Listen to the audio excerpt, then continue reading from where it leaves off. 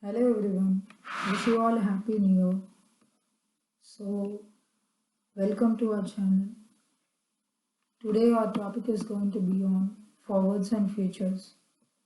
So, forwards and futures, like both are trade contracts and how they are going to be used in the trade market. So, we'll discuss further now. So, first let's go to forwards. Forwards are like customized trade contract. So what is this customization? So as per the user desire, they can actually customize the trade details and then they can go for an easy trading process. So both buyer and seller who want to trade their assets, they just meet up in person. They agreed at a specified price at a future date and they just go for trading. So this is just as simple as like we buy something from any dealers straight away. So these are called as forward contracts. What are futures? Futures are like standardized trade contracts between the buyer and seller. So standardized, the term itself says that there are going to be set of rules to be followed, proper process to be followed in this trading of futures. So what are they? We'll see in detail in the next slide. So moving on to the next slide. These are the differences between forwards and futures. So first let's discuss on customized and standardized features of both these trade contracts. Forwards are always customized. Since forwards is going to be like happening between buyer and seller straight away, it is going to be a kind of customized trade contract. Both the buyer and seller parties, they will actually discuss over the trade what they were going to do. They just come up with all the details, and if both the party agrees, they just go for this forward trade contract processing. But for futures, the buyer and seller will be there, but in between, the third party stock exchange will be there. Stock exchange, clearing house, everyone will be there. Both the buyer and seller, they have to submit their trade details, and the stock exchange, there only the trade details gets matched, then the confirmation will be sent, and when the buyer and seller are agreed, the trade execution happens. So this is how futures will work. So on the next point, high counterparty risk, and in futures it is going to be low counterparty risk. So why the forwards are having high counterparty risk? So as I said before, no control is going to be in place. It's going to be between a trade between the buyer and seller. So it is between two participants, right? So anybody can become a fraud, or they just move out of the trade in between.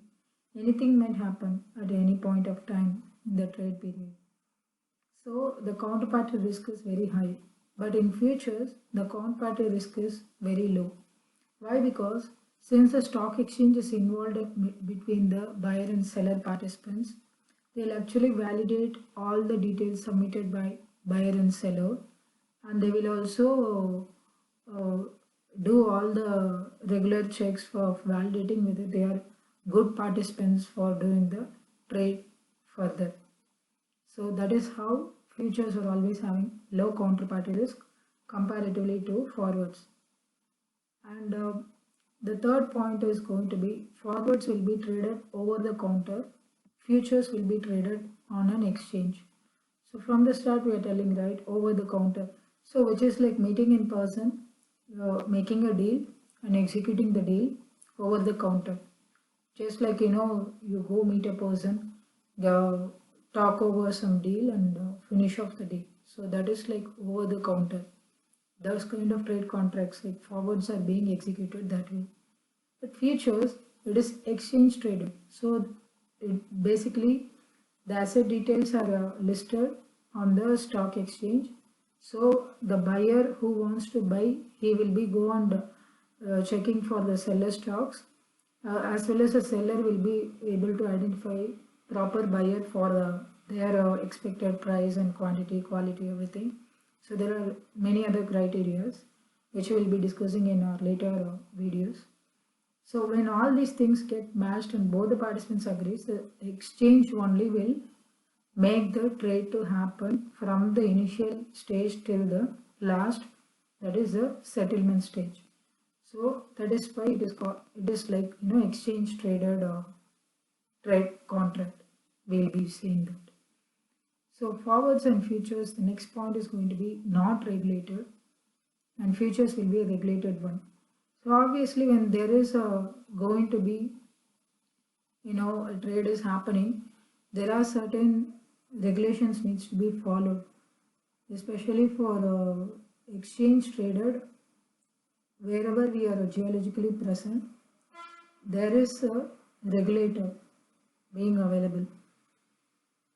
Since forwards are not done on exchange, it is a not regulated one. So no trading norms, no rules and regulation, no specific criteria has to be followed. It is just like as easy as how we are making daily deals. But for futures, since we are traded on an exchange, it comes under the regulated one. For example, if you take in US, we have the regulated CFTC, Commodity Futures Trading Commission. So they will be setting up some trading norms to be followed. So on what we are trading, which asset type we are trading, how much notional amount in what currency we are trading. So based upon for all the things we submit as in the part of trade details, that rules has to be followed from the start till the end. So this is how the futures work. Forwards doesn't need any initial payment. So from the start we are telling this, right? It's just like two parties meet in person, make a deal, and execute the deal and go move after the settlement process. So there is no initial payment is involved here. But whereas in futures, there is a margin payment being collected from buyer and seller participants by the exchange. Why? Because the exchange is acting as an intermediary body between buyer and seller parties to carry on the trade process. So they are just taking the risk from both the sides. You remember previously we discussed about high counterparty risk, low counterparty risk. So that counterparty risk might come at even the exchange traded contracts as well. So to mitigate that, if any party becomes default, to address the loss faced by the other party, they are collecting this margin payment at the initial stage. So using this, they will actually manage the loss if in case it happens. So that is a rare case, but still they collect it. So the last point is going to be for forwards, they are settled at end of the contract. So say I am just planning to buy a car from a person, a used car, we'll take it like this. So there is a used car, so I'm just planning to buy it from a person. So I say after some 2 months on this date, at this price, I'll just get it from you. So we make a deal. I need some time to arrange money. So I'll just have the conversation to the seller because I'm going to be the buyer.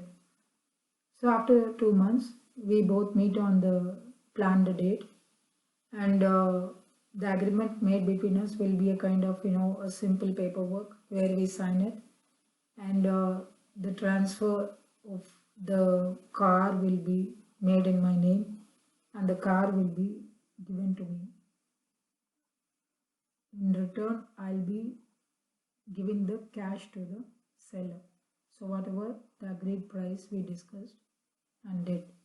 So this is like we discussed 2 months before, but at the end of 2 months where we wanted to do the actual trade settlement, we did it. So this is how the forwards work. Whereas like futures, if you take, it is settled on mark to market MTM basis. So what is this mark to market? Since these assets are being listed, the stocks are being listed in the stock exchange, all the buyers, seller, and additional participants, they'll be able to view the daily loss and profit value of that particular stock. So whenever it is going higher, it's having some profit, the profit percentage will be credited on the buyer and seller accounts accordingly. On the other hand, if it's going to be going in loss, the buyer and seller accounts will be adjusted accordingly for the loss percentages matching. So daily mark to market at the end of the day when the market closes, so what is the value of that stock? Accordingly, the levels will be adjusted. The positions will be adjusted in both buyer and seller accounts accordingly. And once the trade termination date comes, the actual settlement will happen. So this is how futures work. So hope you guys got an idea of what forwards and futures are and how they are used in the capital markets side. So that's it for now, guys. See you all soon on our next video. Until then, it's your VK signing off. Bye bye. Thank you.